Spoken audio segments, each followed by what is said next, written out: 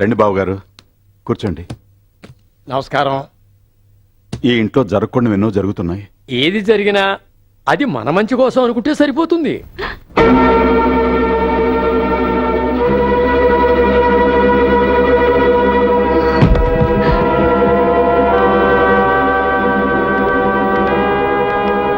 పెట్టి పట్టుకుని నిలబడ్డావు. ఎక్కడికమ్మా బయలుదేరావు? మా ఇంటికి. ఏదమ్మా నీ ఇల్లు? ఏ రోజు అరుంధతిని చూసావో, ఏ రోజు మీ నాన్న నిన్ను మా చేతులకు అప్పగించారో ఆ రోజు నుంచి ఇదేనమ్మా నీ ఇల్లు. లేదత్తయ్య, అది సంతోషంగా ఉన్న వాళ్ళకి, నాకు కాదు. నా కొడుకు నువ్వు పెళ్లి చేసుకోవడానికి ముందే వాడి గురించి అన్ని విషయాలు నువ్వు తెలుసుకున్నావు అనుకున్నావమ్మా. అడగాల్సిన సమయంలో అడగకుండా వదిలేసినందువల్లే నా జీవితం ఇప్పుడు ఇలా అయిపోయింది. ఊరంతా నా బిడ్డకు పిల్లనివ్వనని చెప్పారు.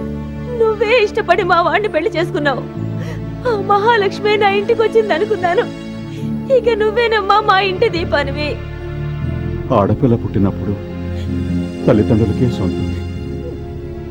తను పెద్దదవుతున్నప్పుడు మంచి అలవాట్లకే సొంతం. తను పెద్దదయ్యాక పరువు ప్రతిష్టలకే సొంతం. తాళి కట్టించుకుని భర్తతో వెళ్ళాక తను భర్తకు మాత్రమే సొంతం.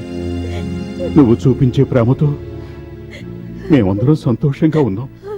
దాన్ని మాకు దూరం చేయకు తల్లి.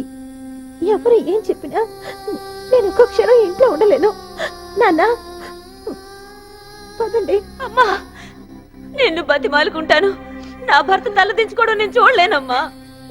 నీ మెళ్ళో తాళి భారం అనిపించి నువ్వు ఈ గుమ్మం దాటిపోతే నా మెళ్ళో తాళి జారిపోతుందమ్మా. అలా జరిగితే నేను ప్రాణాలతో ఉండనమ్మా. కావాలంటే నీ కాళ్ళు పట్టుకుంటారు.